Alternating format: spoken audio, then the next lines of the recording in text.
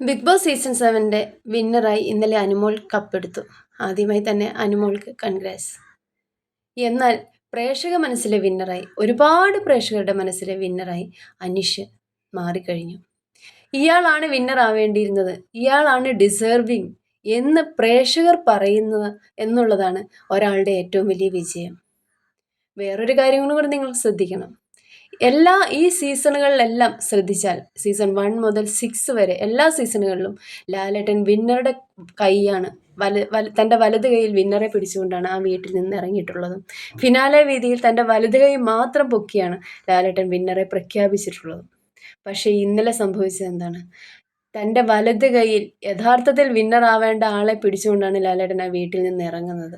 Finale വേദിയിൽ എത്തിയിട്ട് ഞാൻ വിചാരിച്ചു, നേരത്തെ തന്നെ അറിഞ്ഞിരുന്നല്ലോ അനുമോളാണ് വിൻ ചെയ്യാൻ പോകുന്നത്. അപ്പം ഞാൻ വിചാരിച്ചു ഫിനാലെ വേദി എത്തുമ്പോൾ പൊസിഷൻ മാറും, അനുമോൾ റൈറ്റ് സൈഡിലേക്ക് വരുമെന്ന്. പക്ഷെ അവിടെയും അതുണ്ടായില്ല. തൻ്റെ റൈറ്റ് ഹാൻഡിൽ യഥാർത്ഥത്തിൽ വിന്നർ ആവേണ്ട ആളുടെ കൈ തന്നെ ആളെ തന്നെ ചേർത്ത് പിടിച്ചുകൊണ്ട് ലെഫ്റ്റ് ഹാൻഡ് ഉയർത്തി ആദ്യമായി ലാലേട്ടൻ വിന്നറെ പ്രഖ്യാപിച്ചു. ഇതിൽ നിന്ന് എന്താണ് മനസ്സിലാവുന്നത്? യഥാർത്ഥ വിന്നർ ആരാണെന്നാണ് നിങ്ങൾക്ക് തോന്നുന്നത്? ശരിക്കും പറഞ്ഞാൽ ലാലേട്ടൻ പോലും, അതായത് ഷോ മേക്കേഴ്സ് പോലും പറയാതെ പറഞ്ഞ എന്താണെന്ന് മനസ്സിലാക്കാൻ കഴിയുന്ന ആളുകളാണ്. ശരിക്കും പറഞ്ഞാൽ നമ്മൾ പ്രേക്ഷകർക്ക് മനസ്സിലാവുന്നുണ്ട്. അത് ഒരുപാട് പേരൊന്നും സംസാരിച്ച് കേട്ടില്ല, പക്ഷെ എല്ലാവരും ശ്രദ്ധിച്ച ഒരു കാര്യം ആയിരുന്നിരിക്കണം അത്. കാരണം റൈറ്റ് സൈഡിൽ നിൽക്കുന്ന ആൾ വിന്നറാവും എന്ന് ഒരു തോന്നൽ ഉണ്ടാക്കാൻ വേണ്ടിയാണ് അങ്ങനെ ചെയ്തതെന്നൊക്കെ പറയുമ്പോഴും, റൈറ്റ് എന്ന് പറയുന്നത് എപ്പോഴും ശരിയുടെ ഭാഗമായിട്ടാണ് കോമൺ ആയിട്ട് ആളുകൾ ചിന്തിക്കുന്നത്. അപ്പോൾ ആ റൈറ്റ് സൈഡിൽ വലത് കൈ ഉയർത്തി എന്നും വിന്നറെ പ്രഖ്യാപിച്ചിരുന്ന ലാലേട്ടൻ ഇന്നലെ ഇടത് കൈ ഉയർത്തി ഒരു അൺഡിസേർവിങ് വിന്നറെ പ്രഖ്യാപിക്കുന്നതായതുകൊണ്ട് മാത്രമാണ് അങ്ങനെ ചെയ്തതെന്ന് എനിക്ക് വിശ്വസിക്കാൻ ഇഷ്ടം. കാരണം തൻ്റെ വലത് കൈയിലിരിക്കുന്ന ആളാണ് ഡിസേർവിങ് എന്ന് ലാലേട്ടനും അവരുടെ ഷോ മേക്കേഴ്സ് എല്ലാം പറയാതെ പറയായിരുന്നു.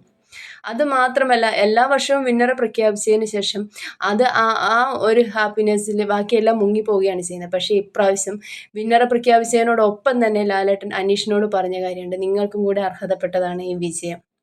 ഗ്രാഫ് 42.7 സ്റ്റക്കായി അല്ലേ? പക്ഷെ അതിനുശേഷം എന്തുകൊണ്ടാണ് ഗ്രാഫ് ഉയരുന്നതായിട്ട് കാണിക്കാതെ ലാലേട്ടൻ തന്നെ സ്വയം പറഞ്ഞതെന്നറിയാം?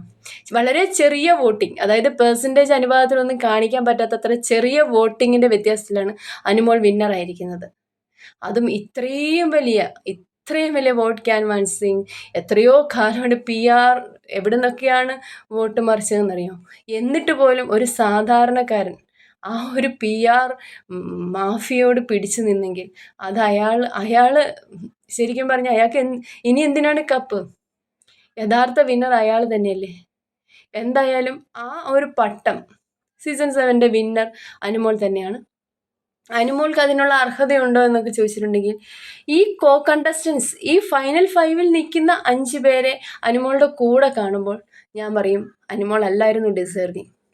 അനീഷ് തന്നെയായിരുന്നു എൻ്റെ മനസ്സിലെ വിജയ്. ഓക്കെ, അനീഷ് അല്ലെങ്കിൽ നെവിൻ നല്ല കണ്ടന്റ് മേക്കറാണ്, നല്ല എൻ്റർടൈനറാണ് അല്ലേ?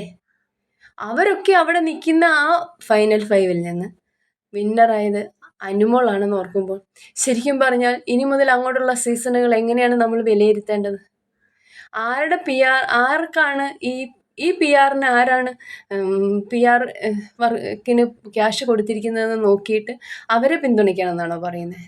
അല്ലെങ്കിൽ അവരാണ് വിന്നർന്ന് ആദ്യമേ തീരുമാനിച്ചിട്ട് വെറുതെ ഒരു ഇതിനു വേണ്ടി ഷോ ഇങ്ങനെ കണ്ടിരിക്കുക, അവസാനം മണ്ടന്മാരാകുമെന്ന് അറിഞ്ഞുകൊണ്ട് തന്നെ അങ്ങനെ ചെയ്യേണ്ടി വരും. എന്തായാലും വളരെ മോശം. ഈ PR-കളെ എല്ലാം ബാൻ ചെയ്യുക, അങ്ങനെയുള്ള കാര്യങ്ങൾ ഡോക്ടർ റോബിൻ ഒരു ഇൻ്റർവ്യൂവിൽ പറഞ്ഞ പോലെ ശരിക്കും PR ഉള്ളവരെ എടുത്ത് വെളിയിൽ കളയണം. അങ്ങനെയൊക്കെ ചെയ്ത് ഷോ ഒന്ന് എന്താ പറയുക, ശുദ്ധീകരിച്ച് കൊണ്ടുവന്നില്ലെങ്കിലുണ്ടല്ലോ അടുത്ത വർഷം ഇതിലും ഭയാനകമായ കാര്യങ്ങളായിരിക്കും നടക്കുന്നത്. എന്തായാലും സംഭവിച്ചതെല്ലാം സംഭവിച്ചു. അനീഷ് ഫസ്റ്റ് റണ്ണറപ്പായി.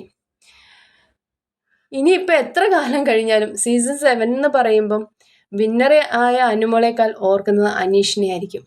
അനീഷ് അത് ഡിസേർവ് ചെയ്തിരുന്നു. ആയാലും PR ടീമും പ്രേക്ഷകരും തമ്മിലുള്ള യുദ്ധത്തിൽ PR ജയിച്ചു, പ്രേക്ഷകർ തോറ്റു. എന്നാലും ഈ ചെറിയ ചാനലിൽ കൂടി അനീഷിനെ മാക്സിമം സപ്പോർട്ട് ചെയ്യാൻ ശ്രമിച്ചിട്ടുണ്ട്. അതിലെനിക്ക് ഇന്നും അനീഷിനെ സപ്പോർട്ട് ചെയ്തതിൽ അഭിമാനം മാത്രമേ ഉള്ളൂ. അക്ബർ അവിടെ പറഞ്ഞ പോലെ ഏറ്റവും നീറ്റായിട്ട് അല്ലേ, ആരെയും വ്യക്തിഹത്യ ചെയ്യാതെ നല്ല ഒരു ക്വാളിറ്റി ഗെയിം കളിച്ച അനീഷിന് കൊടുത്ത സപ്പോർട്ടിൽ അഭിമാനിച്ചില്ലെങ്കിൽ പിന്നെ എങ്ങനെയാണ്? എന്തായാലും ഇനിയും അങ്ങോട്ട് അദ്ദേഹത്തിൻ്റെ കരിയറിലായിട്ട് അദ്ദേഹത്തിൻ്റെതായ എന്തെങ്കിലും കാര്യങ്ങൾ വരുമ്പോൾ നമ്മുടെ സപ്പോർട്ട് എന്നും ഉണ്ടാവും. അനീഷിന് എല്ലാവിധ ഐശ്വര്യങ്ങളും അങ്ങോട്ടേക്കും ഉണ്ടാവട്ടെ എന്ന് ആഗ്രഹിച്ചുകൊണ്ട് ഞങ്ങളുടെ മനസ്സിലെ വിജയി അനീഷ് തന്നെയാണെന്ന് പറഞ്ഞുകൊണ്ട് ഞാൻ ഈ വീഡിയോ അവസാനിപ്പിക്കുകയാണ്. നിങ്ങൾക്ക് എൻ്റെ ചാനൽ ഇഷ്ടപ്പെടുകയാണെങ്കിൽ ഒന്ന് സബ്സ്ക്രൈബ് ചെയ്ത് സപ്പോർട്ട് ചെയ്യണം. Thank you.